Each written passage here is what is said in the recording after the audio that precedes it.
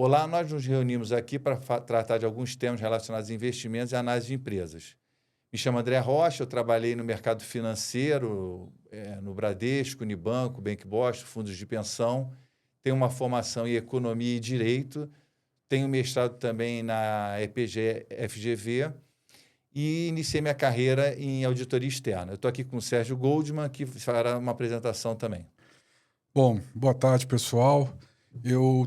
Minha formação eu sou engenheiro eletrônico, formado pela PUC, mestrado em administração na COPEAD. Trabalhei quase 30 anos no mercado financeiro, em bancos de diversos perfis. Meu foco sempre foi research, equities, valuation. E, ultimamente, desde o início do ano passado, eu decidi passar para o outro lado da mesa e assessorar empresas médias e pequenas em como tomar decisões estratégicas da melhor maneira possível, qualificando a sua gestão e buscando torná-las empresas longevas no mercado tão difícil como o brasileiro. O tema que a gente quer falar agora aqui é sobre o Warren Buffett, né, o investidor americano que é bastante conceituado e que ocorre também uma adoração por ele no Brasil. Sérgio, como é que você vê o uso do Warren Buffett no Brasil? Olha, André, eu acho o seguinte, que quando eu ouço o nome Warren Buffett, eu penso em ações como parte de uma empresa, eu penso em qualidade de gestão e eu penso também uma coisa que a gente não tem no Brasil, que é foco no longo prazo, né? Então, é muito comum a gente ver pessoas que são adoradores de Warren Buffett, como você colocou, mas cujo horizonte de investimento são semanas ou meses, né? E é difícil a gente conciliar, é difícil de se aplicar os fundamentos de Warren Buffett sem pensar em 5, 10, 15 anos. Certo. O que você acha, né? Então, eu corroboro com a tua opinião, eu acrescentaria o seguinte também. Lá nos Estados Unidos, a macroeconomia é menos volátil do que a nossa, né? Então, você consegue dar um peso maior à análise só da empresa e esquecer um pouco a macroeconomia, né?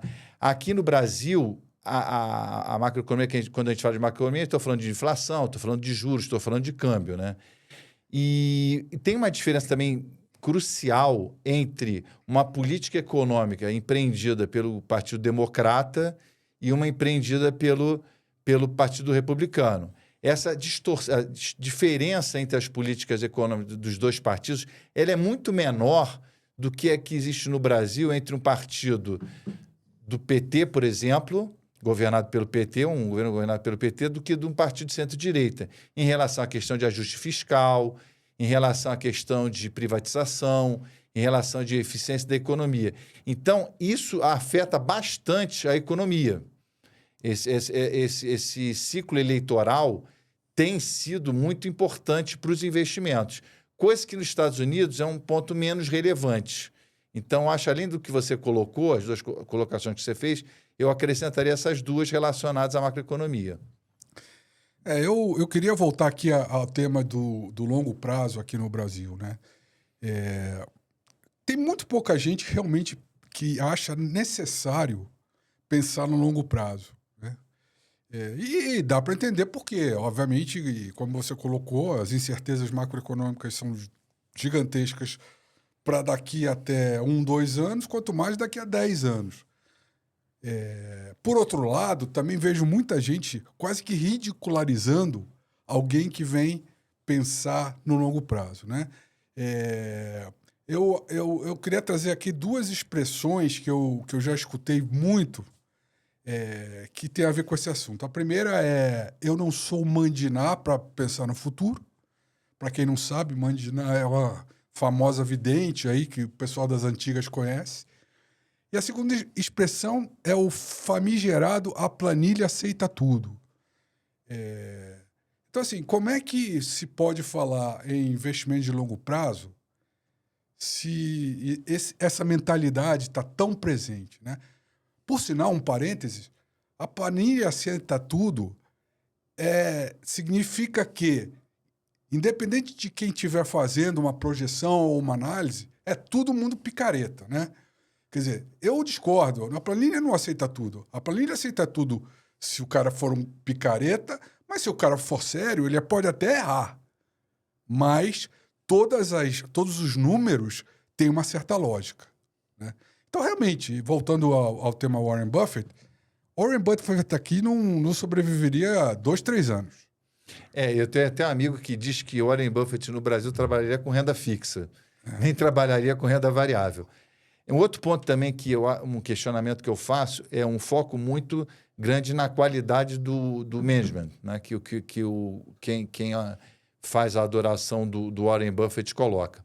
Só que, por exemplo, a gente vê que com o tempo, pessoas que são muito bem conceituadas como gestores tiveram problemas sérios. Lojas Americanas é um exemplo, né? Então, assim, essa análise da qualidade do management não é fácil de fazer. Então, você também tem que ter uma visão um pouco mais quantitativa do investimento e não ficar só na fase qualitativa, né? Você tem que olhar a questão de fornecedores, você tem que olhar a questão do poder de barganha do produto que essa pessoa tem, se tem barreiras à entrada, se não tem, né? Então, assim, isso é mais importante do que o management em si. Porque eu já vi muito investidor, muita empresa ir bem porque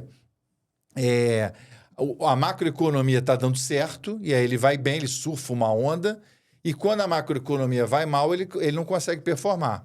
Então, você tem que também ter uma visão do negócio muito acurada, porque essa questão da qualidade do management ela pode variar muito dependendo do cenário que esse investidor, que esse gestor aí tá atuando, né?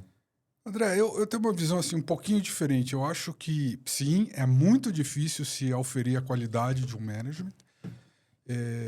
Por outro lado, a gente vê aí que é muito rápido para um gestor, para um grande empresário ser considerado Deus aqui no Brasil. E depois, como você falou, acontecem coisas que você fica pensando, será que os deuses realmente passariam por isso que essa empresa tá passando?